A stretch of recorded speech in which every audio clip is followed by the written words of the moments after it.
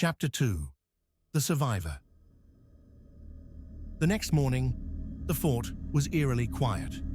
The survivors moved about their daily routines with a somber air, the events of the previous night fresh in their minds. Sarah hardly slept, the images of the battle replayed in her head every time she closed her eyes. She walked through the fort, checking in on the wounded and ensuring the defenses were still intact. As she passed by the gate, a shout rang out from the watchtower.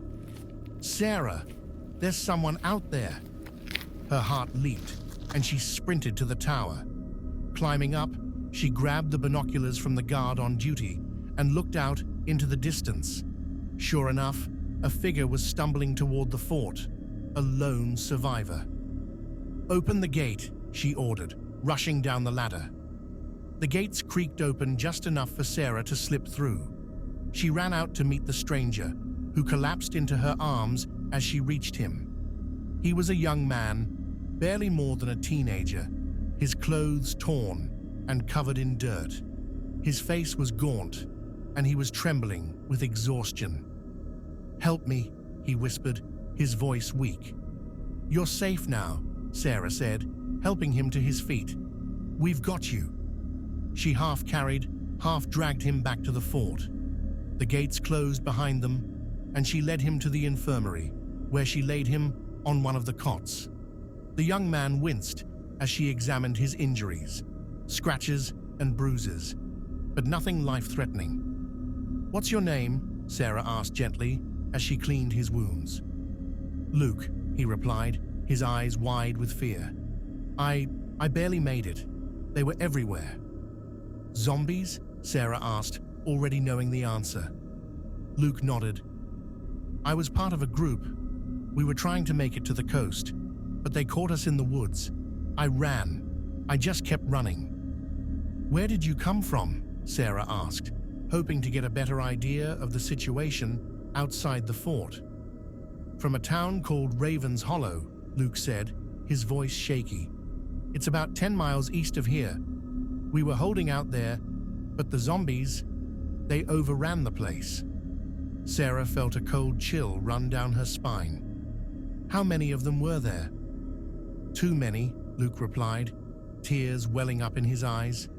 "Dozens, maybe hundreds. We couldn't stop them." Sarah sat back, her mind racing. If there was a horde that large in the area, it was only a matter of time before they found the fort. They had been lucky last night, but luck wouldn't hold out forever. "You're safe now," she said, trying to reassure both Luke and herself. "We'll take care of you." Luke nodded, but the fear in his eyes remained. Sarah knew that fear well. It was the same fear that haunted her every day since the outbreak began. She left Luke in the care of the medics and headed to the command center. Tom and the other leaders were already there, their faces grim as they discussed the situation. "We need to move," Tom said as soon as Sarah entered. "If there's a horde that size out there, we can't stay here." "And go where?" one of the other leaders, Maria, asked. "The coast is overrun, and the mountains are too dangerous. This fort is the only safe place we have." "For now," Tom countered. "But if that horde finds us, this fort will be nothing but a death trap." Sarah listened to the argument, her mind weighing the options. Tom was right. If the horde reached them, they wouldn't stand a chance. But leaving the fort meant risking everything on the unknown. "We need more information," Sarah finally said. "If we're going to make a decision, we need to know exactly what we're up against." "How?" Maria asked. "We can't just send people out there. It's too dangerous." "I'll go," Sarah said, surprising even herself. Tom looked at her in shock. "Sarah, you can't be serious. You're too important here. We need you."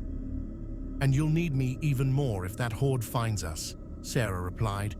"I'll take a small team, scout the area, and see if there's any chance we can avoid them. If not, we'll have to make a move. But we can't make that call without knowing what's out there." There was a heavy silence as the leaders considered her words. Finally, Tom nodded reluctantly. "All right, but you're not going alone. I'm coming with you." "And me," Maria added, her voice firm. Sarah smiled gratefully. "Thank you. We'll leave at first light." As the meeting broke up, Sarah felt a knot of anxiety in her stomach. The idea of leaving the fort was terrifying, but it was the only way to protect the people inside. They were all counting on her to make the right decision.